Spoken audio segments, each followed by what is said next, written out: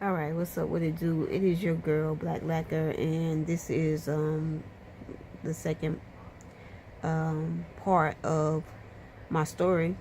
I'm talking about the some events that happened when my mother transitioned, during my mother's transition, and why I believe some of the things that I believe right now is because of the things that I witnessed during this time. But anyway, so where I left off, I would go around. I drive. I thought that I had walked around to the hospital, but as I'm thinking about the next events, I didn't. I drove around there, and so I'm in the emergency room, and we're sitting there, my brother and I, just waiting while they're working on her, and it's already chaotic at the hospital. Did I say nursing home? I don't know, but hospital.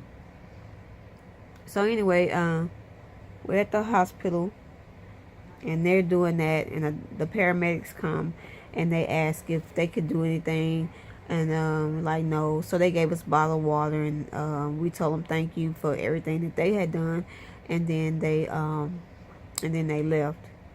um so a doctor came and said, hey, we're gonna take y'all to a waiting area. So what they ended up doing was taking us to an examination room. Now, mind you, by then the sun has gone down, right? And we're on the inside of the hospital. There are no windows there, right? So my brother and I is just sitting in that room, and the chaplain comes by and he asks if he could pray with us. And my brother was like, no, not right now. Can you wait? Let us see what's going on with our mother, yada, yada, yada. He just really wasn't interested in that. And I was just quiet. I ain't really saying nothing, just kind of looking, because I know my brother. So the man, he was real nice. He just said, okay, I'll come back. And my brother said thank you. And so the guy left. Well, at that moment, my brother thought, hey, I got to go move your car because we don't want your car to get towed. So he went to move my car. It was in the emergency room parking.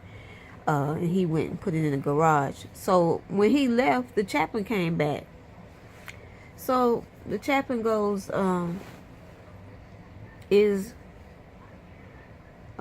you Christians? I said, my mother is. And he said, well, do you mind if I pray for her? And I was like, no, go ahead. Now, mind you, my brother's gone. So I bow my head so that he can begin his prayer. He starts praying. My head's down. And all of a sudden, I sense a bright light, like over to this side of me. Like this is the doorway, and then we're in the room, and there's a light on in there, but it's nothing like the light that was shown to me.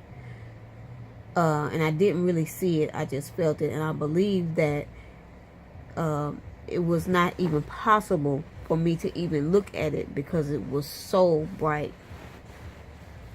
But as he's praying, this light just keeps getting brighter and brighter and brighter and warmer and warmer. And I'm not really saying anything. I'm just kind of enjoying the warmth of this light. This energy was so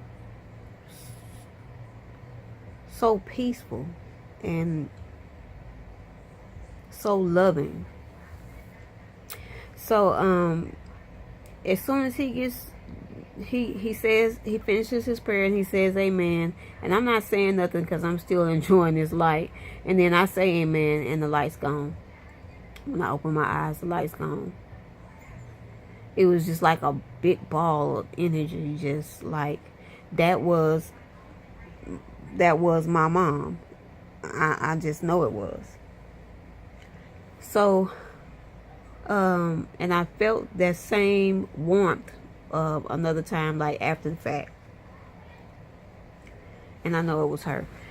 So anyway, we go to, so he finishes his prayer and he leaves, and then here comes my brother Like after all this has happened, and I'm like, I never even told him about it until after, to way afterwards.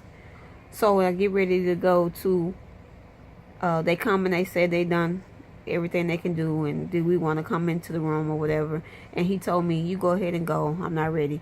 So I go, and when I get there, like they're in there working on her and stuff, and I get there and I see all the machines and stuff, and I'm like, no, like no more, like this, no more.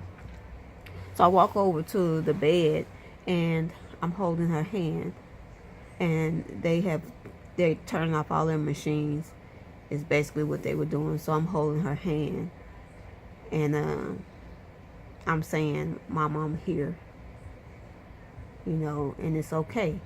And then it was just like the machine like flatline, whatever. And then I see her spirit just leave out the room. Like I actually physically saw it. Like I know that's what it was. Like it sounds crazy to people, but I know in my heart that's what it was. And I felt lighter. But as I was thinking about it, like how I feel like I'm kind of special, that my mother, who I was so close to, who I'm still close to, I feel like it was special for me to be her firstborn. So she was there when I took my first breath, and I was there when she took her last breath. And I just feel like that I was privileged. That was a privilege to me. And I'm just not going to ever forget that. Never forget that. So anyway, so that was the other thing that happened. And so that is the reason why I believe that we are energy, and we are light. Like we got these bodies and everything, but like on the inside of us is something that shines so bright, and we have so much energy, like contained, I believe, that it's just unreal. And when I come back, I'll tell you guys about the energy experiment that I did with my kids. Like, because I felt like, you know what, I need to test this out and see what's really going on. So I did a little thing with my kids, and I'll tell you guys how that went, and share some of the other things that I experienced afterwards, after the funeral services and all of that stuff. All right. Until then, I'm out. Peace and toodles.